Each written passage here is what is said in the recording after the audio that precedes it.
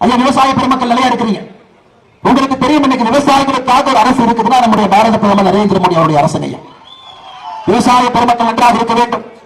கள்ளக்குறிச்சி மாவட்டத்தில் மட்டுமையா வருடந்தோறும் 6000 பெறக்கூடிய பாரத பிரதமருடைய கௌரவ நிதி, வருடந்தோறும் 6000 பெறக்கூடிய விவசாயிகள் 1,81,648 விவசாயிகள் அந்த ஒரு மாவட்டத்தில் இருக்கிறீங்க. ஐயா, சுருக்கமா சொல்லணும்னா நீங்களே கூட்டி கழிச்சு கணக்கு பாருங்க.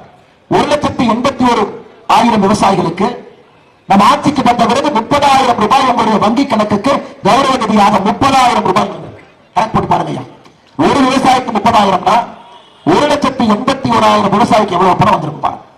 வருடத்திற்கு 3 முறை 2000 2000 2000 9 ஆண்டுகளே 15 தவணையில 2000 30,000 ரூபாய். எங்கேயாச்சும் பாரதிய ஜனதா கட்சி வந்து தம்பட்டம் அடிச்சுக்கிறாங்களா? ஐயா, 2000 கொடுத்தோம், 2000 கொடுத்தோம், நாங்க தான் 2000 கொடுத்தோம். அந்த விவசாயிகளை கூட்டிட்டு வந்து ஊருக்கு வெளியே வெயில்ல நிறுத்தி வச்சு, இல்ல நீங்க வாங்க 2000க்கு தாசில்தார் வருவாரு, அது வரைக்கும் வெயில் நெல்லுங்க நம்ம சொன்னோமாங்க. ஐயா, வங்கி கணக்குல நம்முடைய ஆட்சியை பொறுத்தவரை ஒரு பட்டம் அமுத்தினாங்க. ஐயா, வங்கி கணக்குல உங்களுக்கு வந்து சேர வேண்டிய பணம் உங்களுடைய வங்கி கணக்குக்கு வருது. ஐயா, ஐயா நம்முடைய ஆட்சியில சத்தம் இல்லாம உங்களுக்காக மோடி அவர்கள் உழைத்துக் கொண்டிருக்கின்றார். உங்க பணம் உங்களை நோக்கி வருது. யாருக்கிட்டையும் போய் நம்ம கை கட்டி நிக்க வேண்டாங்க. ஐயா, இன்னைக்கு இங்கே சகோதரர்கள் கள்ளக்குறிச்சி மாவட்டத்தை பொறுத்தவரை மோடி சமையல் எரிவாயு சிலிண்டர் 66,512 சகோதரிகள், 66,512 குடும்பங்களுக்கு மோடி சிலிண்டர் வருது. மாசம் மாசம் 300 ரூபாய் மானியம் வங்கி கணக்குக்கு வருது.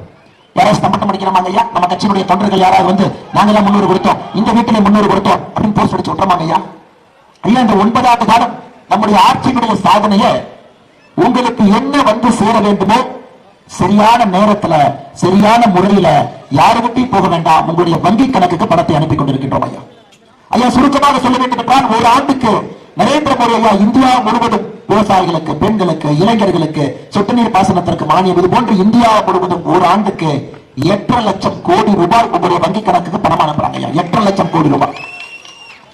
இது நிறைய பேர் சொல்லுவாங்க, அண்ணே இது 2000 ரூபாய் வந்ததே தெரியாதுண்ணே, அது பாட்டுக்கு வந்திருக்கு நீங்க சொல்லித்தாங்கன்னு தெரியும். ஆனா மோடி அவர்கள் தெளிவாக இருக்கின்றார்கள், நம்முடைய சகோதர சகோதரிகளுக்கு நாம் அளிக்கக்கூடிய பணம் என்பது அவர்களுடைய உரிமை, எதற்கும் அதை வைத்து நம்ம அரசியல் செய்யக்கூடாது என்பதில் பாரத பிரதமர் தெல்ல தெளிவாக இருக்கின்றார்கள். நம் ஆட்சியினுடைய மிக முக்கிய சாதனை உங்களுடைய வீடு தேடி திட்டத்தில் உங்களுடைய வங்கி கணக்குக்கு யாருக்கிட்ட சிபாரிசு போவாங்க. சமீபத்தில் சென்னையில வெள்ளங்கய்யா, அப்ப உயர்நீதிமன்றத்துக்கு ஒரு நண்பர் போனார்.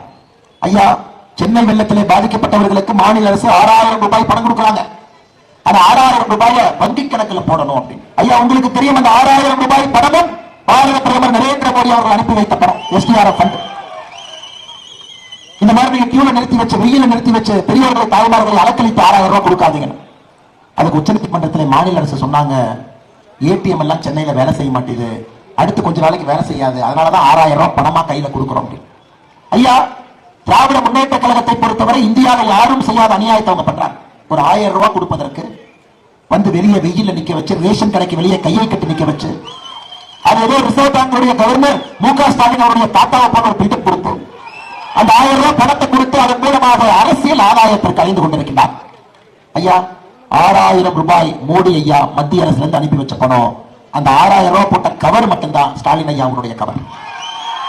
தமிழ்நாட்டினுடைய அரசியல் அதாங்க ஐயா கவர் அவங்களுக்கு. ஆனா வரக்கூடிய பணமும் மானியமும் உதவியும் பாரத பிரதமர் நரேந்திர மோடி அவர்கள் நமக்காக அனுப்பி கொண்டிருக்கிறார். ரேஷன் கடைக்கு போறோம், தமிழ்நாட்டில் மட்டும் கிட்டத்தட்ட 3 கோடிக்கு மேல நம்முடைய சகோதர சகோதரிகள் ரேஷன் கடையில மாதந்தோறும் 5 கிலோ அரிசி, 1 கிலோ பருப்பு, இது ரேஷன் அட்டைக்கு வருது. ஏழைகளும் ஏழை அவர்களுக்கு 20 கிலோக்கு மேல அரிசி வருது.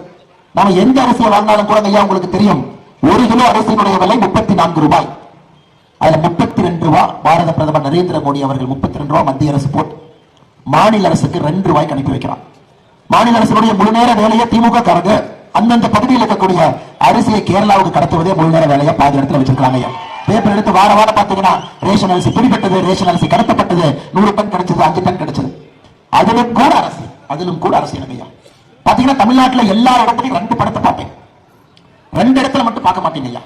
எங்க போனாலும் அரசை பொறுத்தவரை ஒரு பக்கம் கலைஞர் ஐயா புகைப்படம் இருக்கும், ஒரு பக்கம் ஸ்டாலின் ஐயா புகைப்படம் இருக்கும்.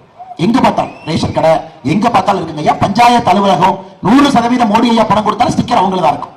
2 இடத்துல மட்டும் பணத்தை போட மாட்டாங்க. அரசு கழிப்பறையில பணத்தை போட மாட்டாங்க, அரசு டாஸ்மார்க்ல பணத்தை போட மாட்டாங்க. எல்லா இடத்திலும் முதலாளாக சென்று 2 படங்கள் அடிச்சு ஒட்டி வச்சிருவாங்க. அவங்களே பணத்தை கண்டுபிடித்து உங்களுக்கு கொண்டு வந்தது போல. அரசு கழிப்பிடத்துல பணம் இருக்காது, அரசு டாஸ்மார்க்களை பணம் இருக்காது. ஏன்னா ரெண்டு தெரியும் அவங்களுக்கு. இங்க போய் படத்தை போட்டோம்னா மக்கள் நம்மை வேறு மாதிரி பார்ப்பாங்களே.